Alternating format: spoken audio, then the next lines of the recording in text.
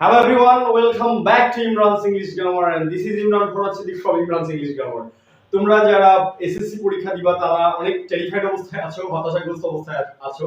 তোমরা কোনো short suggestion খুঁজতেছো কিংবা কোনো স্পেশাল কাউন্সেলিং কিংবা কোনো স্পেশাল গাইডলাইন্স খুঁজতেছো যেটাতে তোমরা আলটিমেটলি লাস্ট পর্যায়ে একটা ভালো রেজাল্ট তৈরি করতে পারবা এবং নিজেদের মধ্যে একটা কনফিডেন্স লেভেল গ্রো করতে পারবা। সো ইমরানস ইংলিশ গ্রামার থেকে তোমাদের জন্য আজকে তোমাদের শর্ট সিলেবাসের ট্যাগ কোশ্চেন পার্টের একটা সাজেশন নিয়ে কথা বলবো। আমি কথা দিচ্ছি আমি মাত্র 10টা ট্যাগ কোশ্চেন নিয়ে আলোচনা করব। এই 10টা ট্যাগ কোশ্চেন এই প্যাটার্নেরই, যদি হুবহু না আসে তাহলে এই প্যাটার্নেরই 10টা ট্যাগ কোশ্চেন তোমরা পরীক্ষায় কমন পাবা ইনশাআল্লাহ। So let's get started. আমার সাথে থাকো আর প্লিজ তুমি যদি নিউ কামার হয়ে থাকো আমার চ্যানেলে do subscribe my channel to get more classes and bell বাটনটি একটু ক্লিক করে দিও। Okay, thank you so much. So let's get started. So আমরা ট্যাগ কোশ্চেন সাজেশন নিয়ে আমরা কথা বলবো। আমরা ট্যাগ কোশ্চেন আমরা এই সাজেশনের মধ্যে আমি এমন ভাবে তোমাদেরকে একটা স্পেশাল গাইডলাইন দিব যেটা দিয়ে তোমরা পরীক্ষায় তো কমন পাবাই এবং তোমরা ডিটেইলসটা বুঝতে পারবা। জাস্ট এই 5 থেকে 7 মিনিটের ক্লাসটাতে আমরা দেখে নেব ইনশাআল্লাহ। So let's get started. So আমরা প্রথমেই দেখে নেই তোমাদের পরীক্ষায় যে কয়টা টাইপের প্রশ্ন হতে পারে, যে কয়টা প্যাটার্নের প্রশ্ন হতে পারে, সব কয়টা প্যাটার্ন নিয়ে আমি এখানে আলোচনা করতেছি। সো আমরা প্রথম প্রশ্নটা একটু দেখে নেই। দেখো এখানে লেটস স্টার্ট আওয়ার জার্নি। আমি সরাসরি পরীক্ষায় যে ধরনের প্যাটার্নের প্রশ্ন আসবে ঠিক সেই প্যাটার্নের প্রশ্ন নিয়ে আমি এখানে আলোচনা করব এবং বলে দিচ্ছি এই প্যাটার্নের প্রশ্নই তোমরা পরীক্ষায় কমন পাবা হুবহু। So let's get start. Let's start our journey. দেখো এখানে সবাই let's start our journey. So তোমরা জানো যে পরীক্ষায় তোমরা একটা বিষয় খুব ভালো করে মনে রাখবা। প্রথমে পুরো সেন্টেন্সটি লিখবা, লিখার পরে অবশ্যই কমা চিহ্ন ব্যবহার করবা। দেখবে যে প্রশ্নের মধ্যে কমা চিহ্ন দেয়া আছে। প্রথমে পুরো সেন্টেন্সটা লিখবা, দেন কমা চিহ্ন ব্যবহার করবা। কমা চিহ্ন ব্যবহার করার পরে তুমি আনসার অংশটুকু লিখবা, লিখে অবশ্যই তুমি এখানে একটা কোশ্চেন মার্ক দিবা। No question mark, no comma equal to no mark. So you have to put comma and question mark after before writing your answer on your answer script. Okay, so আমরা দেখে নিই let's start our journey. So এখানে বলা হচ্ছে যে চলো আমরা আমাদের জার্নি শুরু করি। যদি কোনো ট্যাগ কোশ্চেনে লেটস বা লেট আস দিয়ে কোনো প্রশ্ন শুরু হয়, লেটস বা লেট আস দিয়ে যদি কোনো প্রশ্ন শুরু হয় ট্যাগ কোশ্চেনে, তখন তুমি সরাসরি আনসারটা লিখবা shall we। কি আনসার লিখবা? shall we। আমি আবার বলছি লেটস বা লেট আস। লেটস বা লেট আস দিয়ে যদি কোনো প্রশ্ন আসে তাহলে তুমি আনসারটা লিখবা সরাসরি। তুমি অর্থ বুঝো বা না বুঝো what ever it is, answer should be shall we। আনসারটা কি হবে? shall we। তাহলে আমরা এখানে লিখলাম shall we। তাহলে এখানে দেখো লেটস স্টার্ট আওয়ার জার্নি। চলো আমরা আমাদের জার্নিটা শুরু করি। তাহলে shall we, আমরা কি আমাদের জার্নিটা শুরু করব না? তার মানে আমরা আমাদের জার্নিটা শুরু করব। তাহলে আমি আবার বলছি লেটস বা লেট আস দিয়ে প্রশ্ন যদি কোশ্চেন থাকে তাহলে আমরা আনসারটা লিখব shall we। Next one, everybody loves flower. Everybody loves flower মানে প্রত্যেকেই ফুল ভালোবাসে। এটা হলো একটা কমন মিস্টেক করে স্টুডেন্টরা এখানে। সো আমার এই বিষয়টা বোঝার চেষ্টা করো, তাহলে তোমাদের পরীক্ষায় প্রবলেম হবে না এবং তোমরা ফুল মার্কস পাবা। দেখো এভরিবডি লাভস ফ্লাওয়ার, আমরা জানি ট্যাগ কোশ্চেনের ক্ষেত্রে যদি কোনো অক্সিলারি ভার্ব থাকে তাহলে আমরা সেই অক্সিলারিটাকে নেই। আর যদি কোনো অক্সিলারি ভার্ব না থাকে, যদি ভার্বের সাথে এস থাকে তাহলে আমরা ডাজ নেই। যদি ভার্বটা ভি2 হয় অর্থাৎ পাস্ট ফর্মে থাকে তাহলে আমরা ডিড নেই। আর যদি ভার্বটা ভি1 অর্থাৎ প্রেজেন্ট ফর্মে থাকে তাহলে আমরা ডু নেই। তাহলে এখানে দেখো এভরিবডি লাভস ফ্লাওয়ার, প্রত্যেকেই ফুল পছন্দ ভালোবাসে। তো এখানে যে লাভসটা আছে, এই যে লাভস যে ভার্বটা আছে, এই যে ভার্বটার সাথে এস যুক্ত আছে, যার কারণে তোমার মনে হচ্ছে যে আমি এখানে ডাজ নিব। আমি নিলাম ডাজ। বাক্যটা হ্যাঁ বোধক হলে এটাকে না বোধক করব, তাহলে ডাজেন্ট। তাহলে ডাজেন্ট দেখো এভরিবডি, আচ্ছা যে কোনো বডিযুক্ত শব্দ, যে কোনো বডিযুক্ত শব্দের ক্ষেত্রে আমরা অবশ্যই দে, তাদের দে কে আমরা প্রোনাউন হিসেবে নিব। ট্যাগ কোশ্চেনের প্রোনাউন হিসেবে আমরা দে নিব। আচ্ছা তাহলে এভরিবডি লাভস ফ্লাওয়ার, তাহলে এখানে বডিযুক্ত শব্দ যেহেতু আছে তাহলে আমরা ট্যাগ কোশ্চেনের সাবজেক্ট হিসেবে এভরিবডির প্রোনাউন আমরা কি নিব? দে নিব। আচ্ছা যদি আমরা ট্যাগ কোশ্চেন সাবজেক্ট হিসেবে এভরিবডির প্রোনাউন দে নেই তাহলে এখানে দেখো ঘটনাটা কি হয়? ডাজন্ট দে। আচ্ছা দে হলো একটা প্লুরাল প্রোনাউন যার সাথে কখনো ডাজন্ট হবে না। দে হলো একটা প্লুরাল প্রোনাউন যার সাথে কখনো কি হবে না? ডাজন্ট হবে না। যেহেতু ডাজন্ট হবে না তাহলে কি নিব? ডাজ এর সমগোত্রীয় যে আরেকটা অক্সিলারি আছে সেই ডু অক্সিলারিটাকে আমাকে নিতে হবে। তাহলে এটার আনসারটা হবে ডোন্ট দে, নট ডাজন্ট দে। তোমরা কখনো ভুল করবে না কিন্তু। এখানে ভার্বের সাথে এস আছে, লাভস, এখানে ভার্বের সাথে এস আছে, এস থাকার কারণে আমরা এখানে ডাজ নিব। কিন্তু এখানে বডিযুক্ত শব্দ থাকলে আমাদেরকে অবশ্যই প্রোনাউন হিসাবে ট্যাগ কোশ্চেনে দে নিতে হবে। আর দে তো সিঙ্গুলার না, দেটা হলো প্লুরাল, আর প্লুরাল হওয়ার কারণে আমরা এখানে ডাজ নিতে পারবো না, তখন আমরা নিব ডু। তাহলে আমাদের অ্যানসারটা হবে don't they. Please don't do this mistake. পরীক্ষা হলে এই ধরনের মিস্টেক করা যাবে না। তাহলে এখানে অ্যানসারটা হবে কি do they. Okay, so next word আমরা চলে যাই। Nothing can satisfy him. দেখো নাথিং ক্যান স্যাটিসফাই হিম, আচ্ছা অর্থাৎ কোনো কিছুই তাকে কি করতে পারে না, সন্তুষ্ট করতে পারে না। যদি কোনো বাক্যের মধ্যে যদি অক্সিলারি থাকে তাহলে আমরা সেই অক্সিলারিটাকে নিব। তোমাদেরকে কৌশলে দেখতে হবে আছে কি নাই, অর্থাৎ অক্সিলারি ভার্ব যদি থাকে তাহলে আমরা সরাসরি অক্সিলারিটাকে নিব। এখানে ক্যান অক্সিলারি আছে, আমি সরাসরি ক্যান অক্সিলারিটাকে নিলাম। এরপরে দেখো থিম যুক্ত শব্দ যদি থাকে, থিম, এই থিম যুক্ত শব্দ থাকলে তাদের বদলে আমরা ইট নিব। যদি থিম যুক্ত শব্দ থাকে তাহলে আমি তাদের বদলে কি নিব, ইট নিব। তাহলে নাথিং ক্যান স্যাটিসফাই হিম, তাহলে এখানে থিম যুক্ত শব্দ আছে যার কারণে আমি এখানে নিলাম ইট। তাহলে নাথিং ক্যান স্যাটিসফাই হিম, তাহলে can it. Okay, so next ওয়ানে যাই। থিম যুক্ত শব্দ থাকলে আমরা থিম যুক্ত শব্দের বদলে ইট ব্যবহার করব। আমি আবারো বলছি, থিম যুক্ত শব্দ থাকলে থিম যুক্ত শব্দের বদলে আমরা ইট ব্যবহার করব। তাহলে এখানে নাথিং ক্যান স্যাটিসফাই ইট, তাহলে আমরা ক্যান নিলাম, নাথিং যেহেতু নেগেটিভ শব্দ আর থিং আছে এখানে, যে যার কারণে আমরা এখানে ইট নিলাম। এই ধরনের প্রশ্ন কিন্তু তোমরা অবশ্যই পরীক্ষায় পাবা।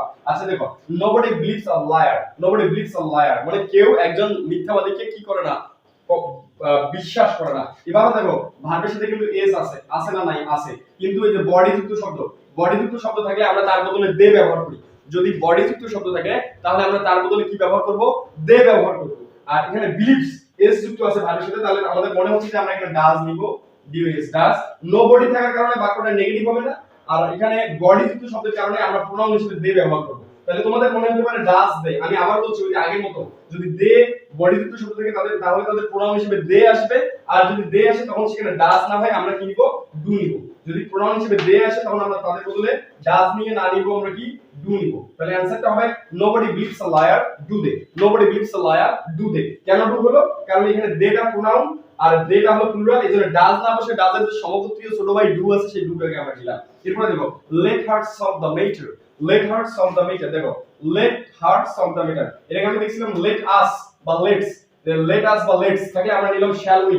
কিন্তু let এর পরে যদি let us বা let's না থেকে যদি let এর পরে if you find any kinds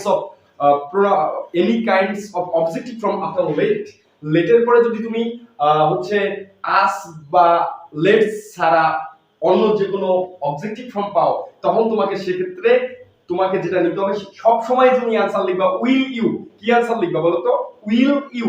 late এর পরে আস বা লেটস না থেকে যদি লেট এর পরে অন্য কোনো অবজেক্ট থেকে, যেমন let him, let her, let me, let them, এই ধরনের অবজেক্টগুলো যদি থাকে তাহলে তাদের বদলে আমরা কি নিব, উই নিব, উইল ইউ। কি নিব আমরা বলো তো, উইল ইউ। একটাই মাত্র आंसर উইল ইউ। তাহলে আমাদের এখানে आंसरটা কি হবে, উইল ইউ।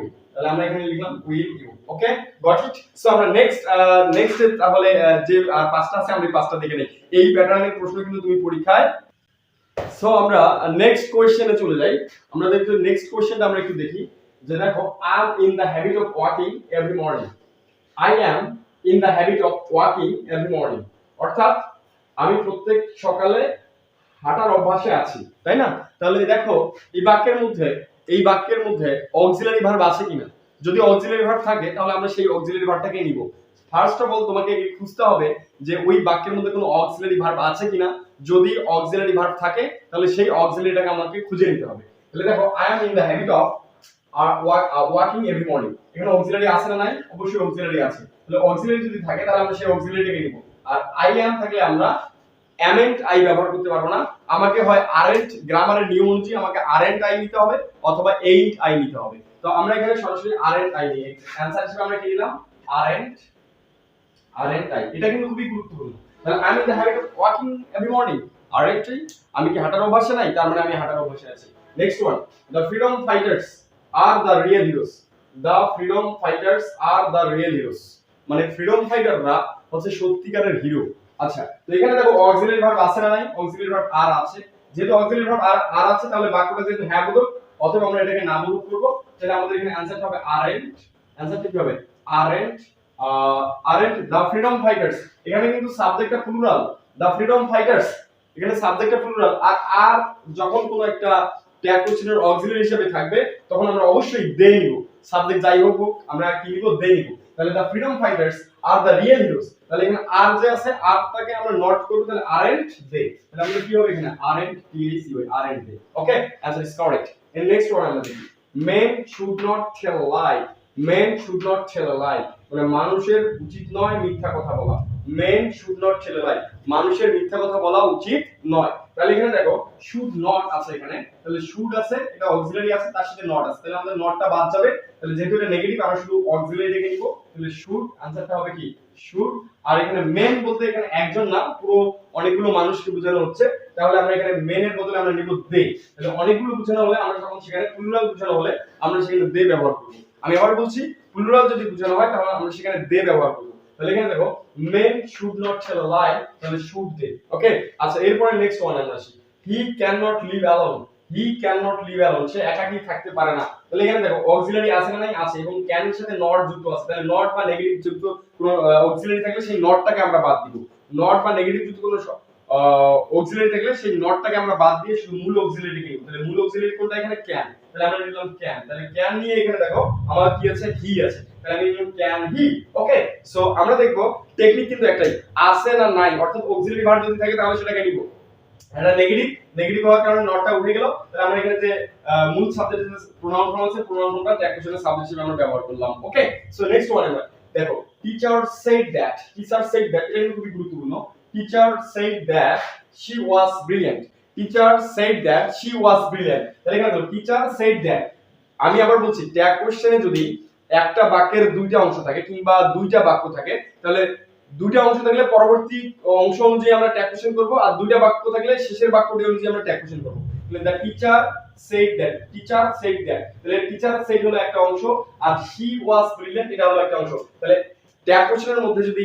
একই সাথে দুইটা ক্লোজ বা দুইটা বাক্যাংশ থাকে তাহলে পরবর্তী ক্লোজ বা পরবর্তী বাক্যাংশ বা পরবর্তী বাক্য অনুযায়ী আমরা ট্যাগ কোশ্চেন করব তাহলে পরবর্তী বাক্য কোনটা she was brilliant তাহলে এখানে অক্সিলারি আছে না আছে was তাহলে আমরা এখানে অক্সিলারি নিলাম was নিলাম আর বাক্যটা হ্যাঁ বোধক হওয়ায় আমাদেরকে না বোধক করতে হবে এবং না বোধকের সঙ্গে তুই বলছো wasn't তাহলে এখানে wasn't she তাহলে আমরা অ্যানসারটা কি লিখলাম wasn't she okay so next one দেখো he made a mistake আচ্ছা যদি ট্যাগ কোশ্চেনে অক্সিলারি ভার্ব না থাকে তাহলে সাবজেক্টের পরে যে মূল ভার্বটা থাকবে সেই মূল ভার্ব অনুযায়ী আমরা অক্সিলারি ভার্ব নিব অর্থাৎ ডু নিব না হলে ডাজ নিব না হলে ডিড নিব যদি ভার্বের সাথে এস বা ইএস থাকে তাহলে ডাজ নিব যদি ভার্বটা প্রেজেন্ট হয় তাহলে শুধুমাত্র ভি1 হয় তাহলে আমরা ডু নিব আর যদি ভার্বটা ভি2 হয় দেখো মেড হলো made is the past form of the verb made হলো মেক ভার্বের পাস্ট ফর্ম অতএব যেহেতু মেডটা মেক ভার্বের পাস্ট ফর্ম অতএব আমি এখানে নিব ডিড কি নিব আমি এখানে ডিড নিব তাহলে অ্যানসারটা হবে ডিডন্ট অ্যানসারটা কি হবে ডিডন্ট আর হি যেহেতু আছে আর এখানে ডিডন্ট কেন নিলাম বাক্যটা পজিটিভ যার কারণে হ্যাঁ বলো এখানে নেগেটিভ বললাম তাহলে ডিডন্ট হি তাহলে আমি অ্যানসারটা নিলাম ডিডন্ট হি ওকে